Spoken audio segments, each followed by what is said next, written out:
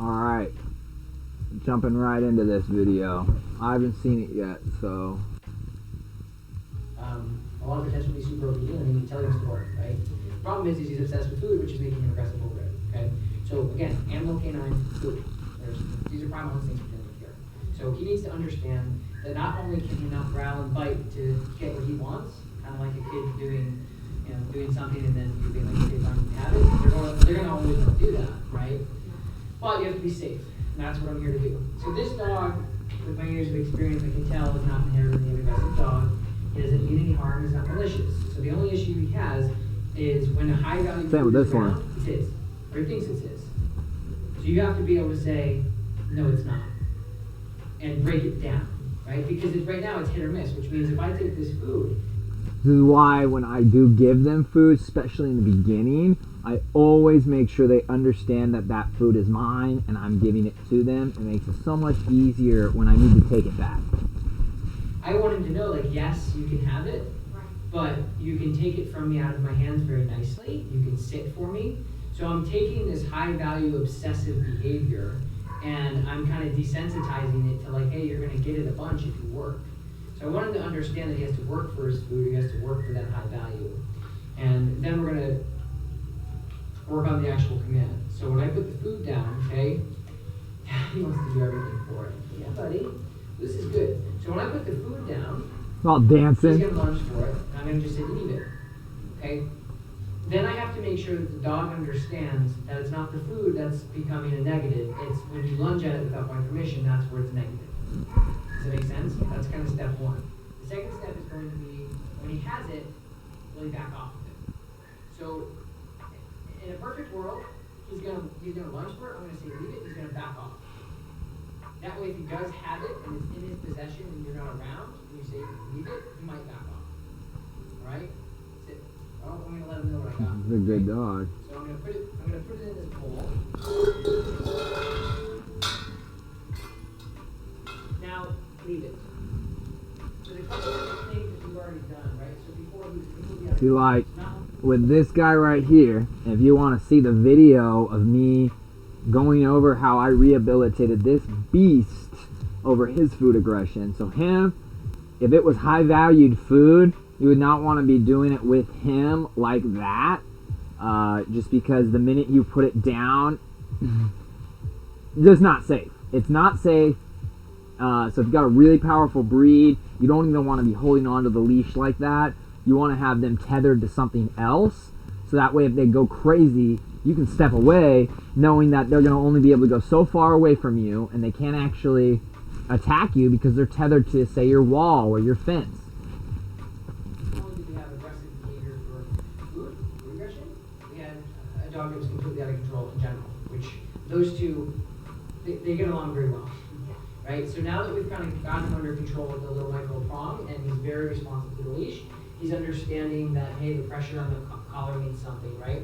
I can't ever correct a dog unless they know that they're doing something wrong, right? So I'm kind of going to set him up here. Leave it.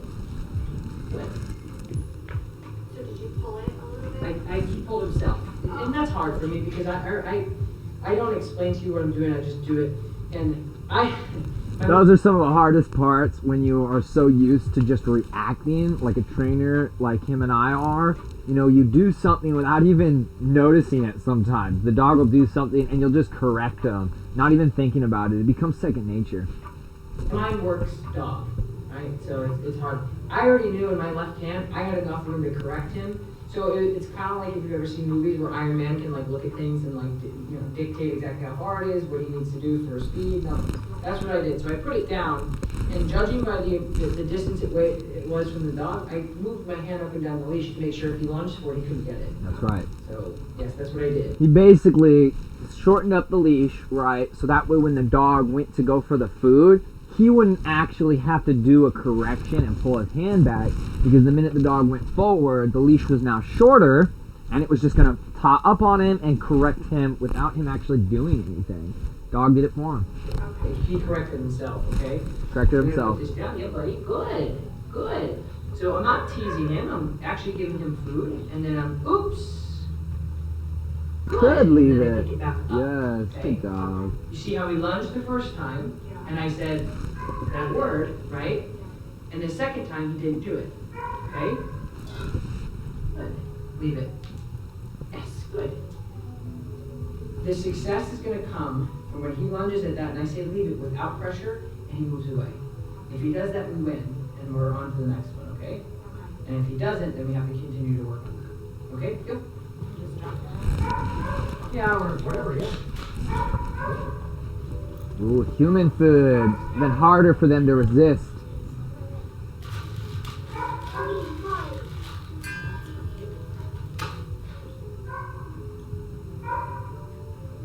Now I'm going for scientific purposes, of course, I'm going to kind of see where he's at with this. Leave it. Good boy. Good boy. Okay, so I got that like, oops, sorry. Okay, and every word, leave it. Leave it. Corrected in there for that. So some people might feel like that was harsh, but he did not pull that hard. He just gave a little pop to the neck, and when you have a dog that's really food aggressive, really reactive, you need to be pre-reactive, or you got to react before the dog reacts, and that's basically what he's doing. He's trying to implement and make sure that dog understands what leave it means before he goes on to the next step. Leave it. Leave it. Yes, good. Okay, so this is the process, okay? So now we're getting a little bit more in depth, okay? Good. Okay, now watch when I say that word, he's got to stop. Leave it. Yes. Good. You see? Yeah. Okay. One of those secrets. Discipline will win with dogs every time. Every time. You would never be able to do this any other way. This, good. We'll run out a little bit. I agree with that. You gotta teach them dogs what no means and what leave it means. Yes, good. See how you... Good boy. So, three things. You can tell his corrections aren't harming the dog's, attitude or any of that. He's still just kind of like, oh, okay, this guy's still cool. He's giving me food. I just can't do that. If I do that, he corrects me. But if I don't, I get a treat. I make it look easier than it is. Second, more important. This is just beginning. It's always easier for the trainer. Okay? This, right? So I'm teaching him that, fine, if you get away and grab, you got kids, you got friends, you got cousins, and whatever. If you get something, well, when he does get something, because he will, and you say leave it, you have to make sure you reward him with something, okay? Because he's basically going to spit out a cookie, and you have to be able to reward him. If you don't have anything, give him as much love as you possibly can. Right. Find something to give him. Give him love. The most important thing is you guys to save kids. So if there's something going on, these guys can teach him what leave it means too, and then we can work on a place command. Okay? So putting those two together, which is obedience and training, will take over the behavioral issues. Which means if I teach him a place command, which means he has to go to a place, right? Which I can do 100%, no doubt about it. I say, everybody go to your place, right? And the two are going to come together, right? So he gets something like this. Good boy. Right? Leave it. So right there is he got the dog a little excited. So he increased the excitement for the dog. And then he let the dog do what he wanted to see if the dog would go for the food on the ground. And when he did, he marked it with the no, leave it, whatever you want to use. And there, boom, perfect. The dog's understanding. Right? Off the ground. And then I say, go place. And he knows his place really well. And he runs to his place. You're safe. The kids are safe. He's not looking like a jerk because he's really not. He just thinks he can get away with that stuff. Okay? Does that make sense? Yeah. So this is how you're going to structure a dog that is, he's bitten two people, so it's not always growling. He'll bite, right? So all you do is manage it, okay? A little bit of discipline. He would bite. You can totally do it. But you have to be fair too. I don't want to tease him, okay? So it's teaching him with the leave it command, walking, and then kind of setting him up. The important thing is when I say leave it, I'm not going to then do it again. And then I'm not going to do it again, and I'm not going to walk away. When he takes his head and moves away from what he shouldn't be having, you pay him almost immediately with whatever you got. Okay, that's the important key here. But he is so under oath with me that he's not going to think twice about being any other way. I can't guarantee that's what he's going to do for you, because him and I have different relationships. Okay, that's why. So he just went over something very important. He said he can't guarantee it's not going to happen with you. And that's because this dog has grown up with this family doing this behavior. Same with this dude right here. He grew up being reactive towards his family members whenever they came near his food. So when I came back to go over the training with this dog, even though I could take his food by my hand, I could stand next to him while he ate fresh chicken, he had never let his family take his food. So when he saw his family again, he was just like, you're not going to take my food. I've told you to get away from me every single time since I was just a young lad. So he reacted on his family. They just got uncomfortable. It scared them. They're used to just leaving him alone and just kind of tiptoeing around his aggression. And after doing the exercises with me, they decided, you know what? We're not the right family for this dog. Do you want him? And I ended up taking him home. So just remember that whenever you hire any trainer, you know, they're going to have the dog at a certain point, and when they bring that dog back to you, if it is a board and train, that you're going to have to now step onto those placemat, and it's going to go back down. The dog's going to be like, well, with you, I got away with this stuff. And you've got to now reinforce everything that trainer did to show that dog that, hey, everything you just learned, you got to do it again for me from now on. Most trainers don't stress this enough. And if your trainer, if you're going to hire a trainer, if they're not stressing, if they're not, you know, offering classes for you specifically to teach you what they did, they're not the right trainer. Don't hire them. There's a lot of people that will train your dog and they'll take your money and then they'll just be like, oh, there's still a problem? I'm sorry. You don't have that trainer. Have the trainer that's going to stay with you step by step when the dog comes home. Have the trainer that you could call and be like, yo, this just happened. You know, what's going on? And they can be like, oh, well, you know, what led up to that? And they can talk you through it. Maybe even come out there and go over exercises again. You know, pick the right trainer, one that's going to help you out in the long run. Shipping you in. Okay, you're kind of a buddy. I'm not. I'm his teacher. That's right. Treat me differently, okay? But that doesn't mean you can't have it. You just got to. What he just said right there, you know, they're his buddy. Right, that's what he called them, which is factual. That's how the dog sees it, in that sense of they're not an authority figure.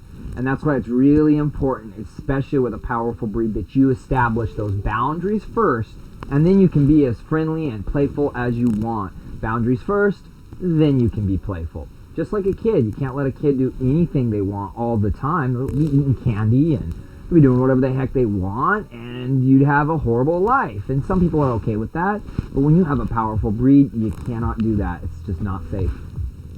Start being a little bit more of a teacher, that's all. Follow? Yeah. Okay. Leave it. That's my boy. Yes. Okay. So now leave a command and then send it away. So now we're gonna work on the away part. Okay, then. Leave it. That's my boy. Come here. Good boy. I don't have anything to feel love. Good boy, yeah. Good, leave it. Sometimes all they need is love, man. Good, leave it. Good. Now we're going to transition work into place.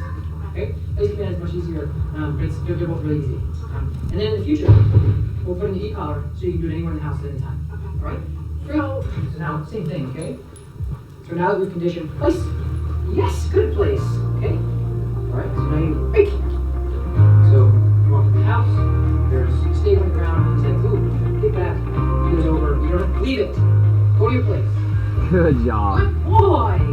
Good. I like it, man. A good dog right there. Good trainer. Well, that's definitely it, you know. I always suggest to people, you know, find this guy, subscribe to him, subscribe to me too. I'd appreciate it. Like, comment, you know, if this video gave you value. Hey, I appreciate the support, appreciate anything. If you don't like what I have to say, you're welcome to leave a comment on that as well. I don't care. But it was great talking to you guys, and I'll make another one right here in a minute. I'm just going to take a break and get some more café.